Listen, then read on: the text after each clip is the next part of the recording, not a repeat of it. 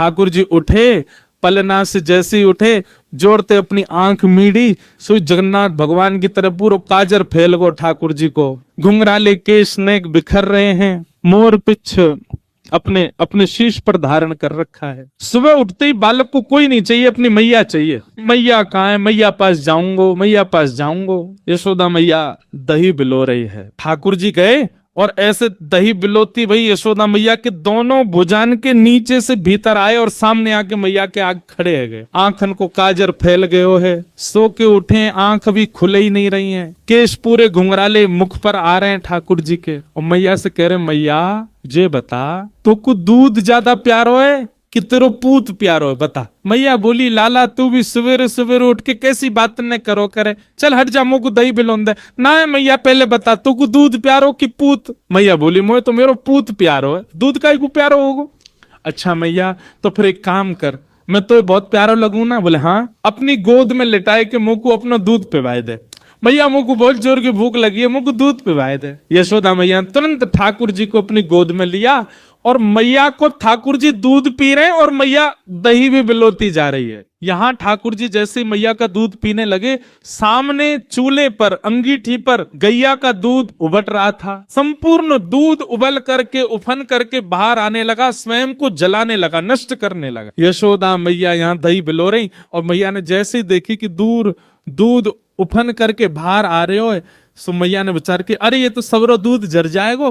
तुरंत मैया ने गोद में बैठे ठाकुर जी को नीचे पटका, दूध संभालने चली गई। ठाकुर जी खड़े है गए। अब वही मैंने पूछी, तो को दूध प्यारो कि पूत, तो बोली पूत प्यारो। और बाद दूध के पास भाज गई मैया। ठाकुर जी बोले, मैया ठीक है, आज या दूध को ही देखूंगा मैं, है ये ज्यादा प्यार हो तो मुझे छोड़ के भाग जाए। सो ठाकुर जी ने एक बड़ो सा डंडा उठायो और जो मैया दही बिलो रही थी उस मटकी में ही मारा, मटकी फोड़ दी। और इतना ही नहीं, इतने क्रोध में भर गए ठाकुर जी, गौरस भंडार में गए, जितनी मटकियां थी मैया यशोदा की सब फोड़ दें। यशोदा मैया ने दूध संभाला और संभाल करके पीछे मुड़ करके देखा तो वहां दही की हंडी फूटी पड़ी है और सबरे मटका फूट रहे हैं और लाला उछल उछल करके सबरे मटकान को फोड़तो जा रहा है। यशोदा मैया बोली, लाला बिगड़ गए, आज मैंने लाला को यदि दंड नहीं दियो तो बहुत बिगड़ जाएगा। यशोदा मैया ने तुरंत अपनो पल्लू ठोस करके और एक छड़ी उठाई, बोले रुक जा दारी के तो बताऊं मैं। और मैया जैसी छड़ी लेकर के भागी हैं पीछे, आगे आगे ठाकुर जी भाग रहे हैं चौकड़ी मार करके, और मतलब ऐसे भाग रहे हैं मानो जैसे पीछे कोई शेर पड़ गयो हो। अब यशोदा मैया तो बेचारी 80 बरस की, फिर भी पीछे दौड़ रही हैं और ठाकुर जी चौकड़ी मार के यहाँ थे वहां कूदते कादते भय दौड़ रहे हैं। थोड़ी दूर पहुंचे होंगे कि यशोदा मैया तो थक गई और बीच रास्ता में बैठ गई, जोर जोर से सांस लेने लगी,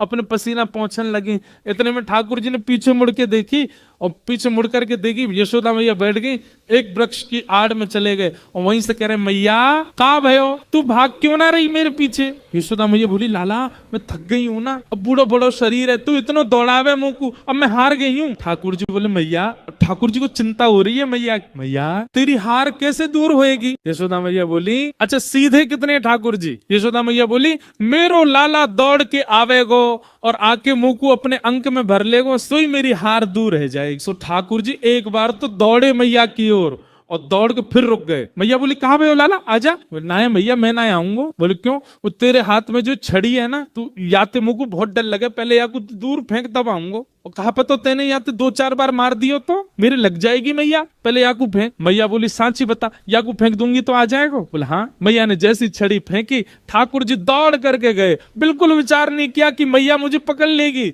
दौड़ करके गए और मैया के अंग से लग गए और जाके मैया के प्रश्वेत संभालने लगे। मैया तू ठीक है, जा, तू हारे मत। यशोदा मैया को पहले तो बहुत सुख मिला, ठाकुर जी अंक में आ गए, पर थोड़ी देर बाद यशोदा मैया ने चेहरे का रंग बदला, कहने का ढंग बदला, तुरंत लाला पकड़ लिए जोर से। अब आयो हाथ में, चल तो बताऊं मैं अभी। ठाकुर जी बोले, मैया तू तो यूं कह रही कि मैं तो ना पकड़ूंगी। बोले मैं तो झूठ बोल रही तो।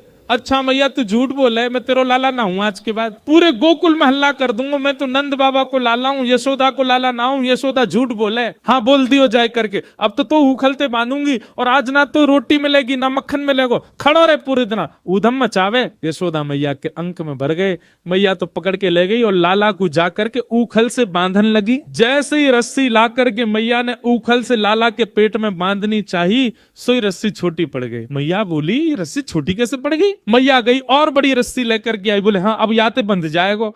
मैया ने जैसी उखल में लेकर के और जैसे ही ठाकुर जी को ये छोटी पड़ गई। क्यों? तो कहते हैं दाम का मतलब होता है रस्सी और उदर का मतलब होता है पेट। ठाकुर जी सारी रस्सी को अपने पेट में भरते जा रहे हैं, इसीलिए उनका नाम पड़ गया दामोदर। यशोदा मैया ने सबरी गौशाला की रस्सी इकट्ठी करके एक ते एक बांध दी। अब तो बंधेगो, लेकिन अब की भी जब बांधा तो रस्सी फिर छोटी पड़ गई। यशोदा मैया एक क्षण आश्चर्यचकित होकर के ठाकुर जी की ओर देखने लगी, इतनी बड़ी रस्सी लेके आई, ये छोटी कैसे पड़ गई। और यशोदा मैया के चित्त में अचानक भाव उत्पन्न होने लगा, गर्गाचार्य जी कह के गए थे नारायण समो गुण, पर कहीं नारायण ही तो नहीं है, क्योंकि परमात्मा ही किसी बंधन में नहीं आ सकता। सामने खड़े भगवान ने जैसे ही देखा कि मैया मोकू भगवान मान रही है, सोई ठाकुर जी ने कही मैया और कितनी जोर से बांधेगी, देख मैं तो बंध गो। तभी मैया देखती है कि वो रस्सी पूरी बंध गई और गांठ लग गई ठाकुर जी को, बंध गए ठाकुर जी।